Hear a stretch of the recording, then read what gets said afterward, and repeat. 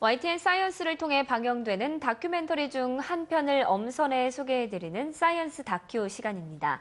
오늘은 새로운 소비 트렌드를 이끌어가고 있는 1인 가구 나홀로족에 대해서 알아보겠습니다. 김수현 리포터 나와 있습니다. 안녕하세요. 네, 안녕하세요. 네, 전 세계적으로 최근 1인 가구가 늘어나고 있다고 하는데 네. 어느 정도인가요? 네, 시장 조사 기관에 따르면 2011년 전 세계 1인 가구 수는 약 2억 7천만 명으로 집계됐는데요. 우리나라 역시 4가구 중 1가구는 1인 가구일 정도로 빠르게 늘어나고 있는 추세입니다. 특히 우리나라의 1인 가구는 중년 남성 비율이 높아지고 있는 게 특징인데요. 황혼 이혼의 증가가 그 원인으로 꼽히고 있습니다. 네, 이렇게 1인 가구가 증가하면서 솔로 이코노미라는 말도 생겨나고 있는데요. 네. 소비 시장의 변화도 빠르게 변화하고 있는 거죠. 네, 맞습니다. 시장에서 1인 가구에 주목하는 이유는 1인 가구가 낮은 소득 수준에 비해 소비가 강한 성향을 가지고 있기 때문인데요. 편의점에서 간단히 즐길 수 있는 도시락에서부터 1인용 밥솥이나 소형 세탁기 등 1인 가구에게 최적화된 제품들이 최근 높은 인기를 이어가고 있습니다. 과거에는 결혼을 하지 않고 혼자 사는 것이 마치 부끄러운 일로 받아들여졌지만 최근에는 독신 생활에 대한 인식이 많이 좋아졌는데요.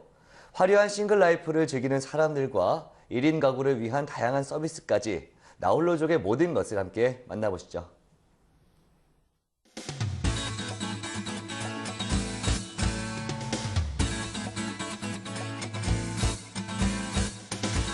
전 세계적으로 보여지는 1인 가구의 통계 수치는 무엇을 의미하는 걸까요? 20세기 후반 이후 사회는 빠르게 발전하며 눈에 띄는 결과를 가져왔는데요.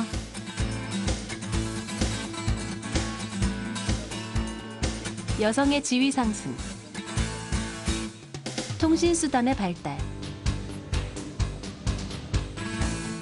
평균 수명의 연장. 이러한 결과는 혼자서 세상을 살아가기에 편리한 시스템을 만들었고 이로 인해 1인 가구가 점점 증가하고 있는 것이죠.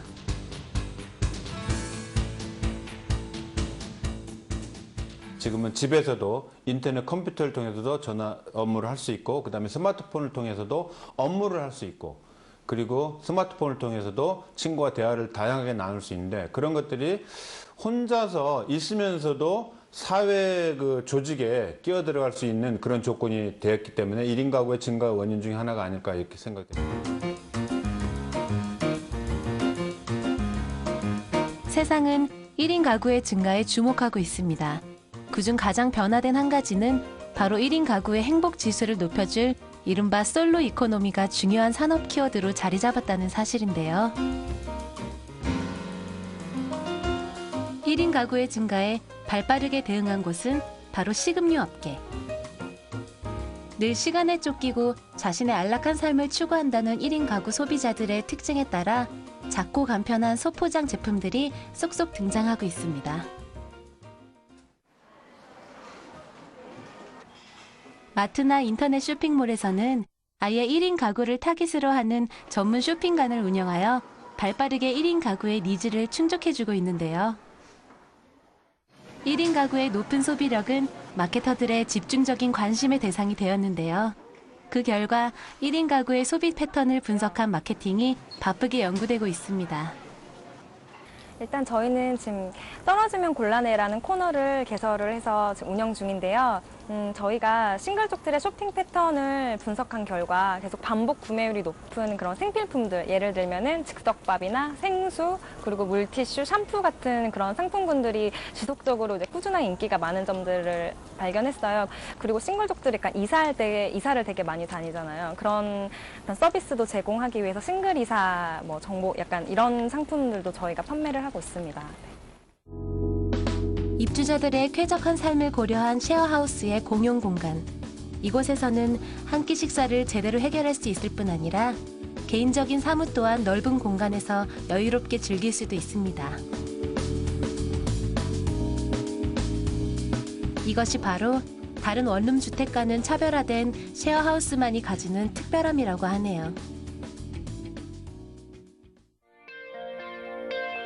날씨가 좋은 날이면 창가에 앉아 책을 즐기는 것도 좋지만 남향을 향해 마련된 야외 테라스에 앉아 입주자들과 함께 어울려 차 한 잔을 즐겨도 좋을 것 같은데요. 네, 대표님, 여기에 이 쉐어하우스를 만들게 되신 특별한 계기가 있을까요? 제 마음에는 하우스보다는 홈을 만들어야겠다 이런 생각을 좀 하게 됐습니다. 그래서 홈이 되려 하면은 뭔가 내가 집에 갔을 때 누군가 이제 기다리고 있고 또 만날 수 있고 대화할 수 있는 상대가 있다는 것이 중요한 것 같아서 그러려고 하면 이제 물리적으로 어떤 공간이 좀 마련되어 있어야 될 것 같고요. 물리적인 공간 중에 제일 중요한 것이 우리가 먹는 일이 아닌가 싶었습니다. 그래서 이렇게 서로 앉아서 같이 식사도 할 수 있고 뭐 필요한 요리도 만들어 먹을 수 있고 이런 공간이 있다고 그런다면 사는 것이 좀 더 이렇게 재미있고 집 같은 느낌이 들지 않을까. 그래서 이런 공간을 만들게 되었습니다. 개인 공간을 갖되 공용 공간을 공유하는 쉐어하우스. 코하우징이라고도 불리는 이 같은 주거 유형은 사회주의가 발달한 유럽에서 시작됐는데요.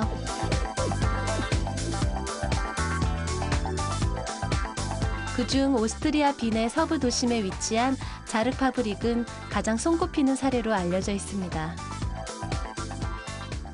기본적으로 유럽 같은 경우는 사실 주거를 공공재라고 생각을 하고 있고요. 그래서 대부분의 주거가 이제 국가에서 어떤 그 공공 임대주택 형식으로 많이 지어지고 있거든요.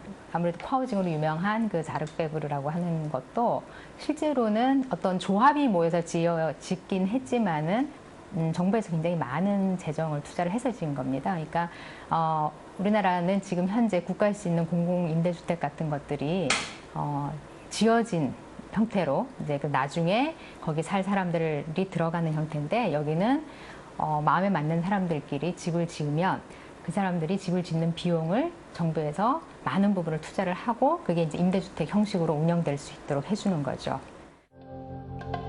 이 쉐어하우스의 특징은 바로 관심사별로 함께 사는 사람이 정해진다는 것인데요. 단순히 공간을 함께 공유하는 것만이 아닌 서로의 관심사를 함께 공유하는 것이 바로 이 기업의 쉐어하우스가 추구하는 중요한 가치라고 합니다. 근데 이제 우리가 쉐어하우스라는 이름을 붙이는 공간은 좀 더 많은 부분을 함께 쓰는 그런 거라고 할 수가 있는데요. 공간만 같이 쓰는 것이 아니라 사실 더 중요한 거는 우리가 이제 그 공간을 퍼블릭 스페이스라는 용어로 뭐 공용 공간 이렇게 얘기를 하는데 사실은 퍼블릭 타임이라는 것이 굉장히 중요합니다. 그래서 그런 함께 어떤 프로그램을 자생적이건 아니면 뭐 계획돼서 하건 그런 프로그램이 있으면 훨씬 더 이런 공동체 의식들이 많이 생겨나면서 공간을 잘 쓸 수 있게 되는 거죠.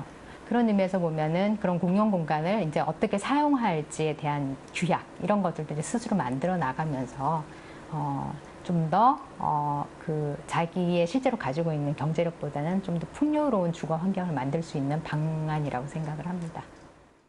언제든지 누군가를 만날 수 있고 또 언제라도 혼자가 될 수 있는 생활. 쉐어하우스는 이 시대를 홀로 살아가는 1인 가구들에게 주거 공간을 매개로 한 또 하나의 독특한 문화 공동체가 되어주고 있습니다. 밥을 매개로 한 소셜 다이닝 또한 1인 가구의 다양한 교류 문화에 기여하고 있죠. 네, 혼자 사는 데 있어서 집에 대한 문제가 아무래도 가장 크다고 생각했는데 여러 명이 하나의 공간을 공유하면서 살아가는 쉐어하우스 개념 참 인상 깊게 봤습니다. 네. 저는 왠지 시트콤 같은 생활이 상상되는 게 정말 재밌을 것 같아요. 네, 그렇죠. 이 쉐어하우스는 과거 원룸이나 하숙이라는 개념을 섞어놨다고 생각하면 쉬운데요.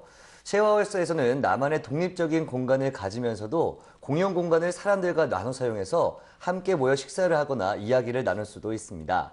이외에도 나홀로족을 위한 1인 식당들도 많아졌고요. 비슷한 취향이나 관심사를 가진 이 사람들끼리 모여서 식사를 하는 소셜 다이닝을 즐기는 사람들도 늘어나고 있습니다. 전문가들은 1인 가구가 점차 늘어날 것으로 예상을 하고 있다고 하는데요. 네. 이 세대에 따라서 1인 가구의 특징이 다 다르기 때문에 20대에서 30대를 위한 서비스에서만 머무는 게 아니라 노후와 관련된 상품 또 서비스를 개발하는 등 차별화된 접근도 필요해 보입니다. 네, 오늘 말씀 고맙습니다. 네.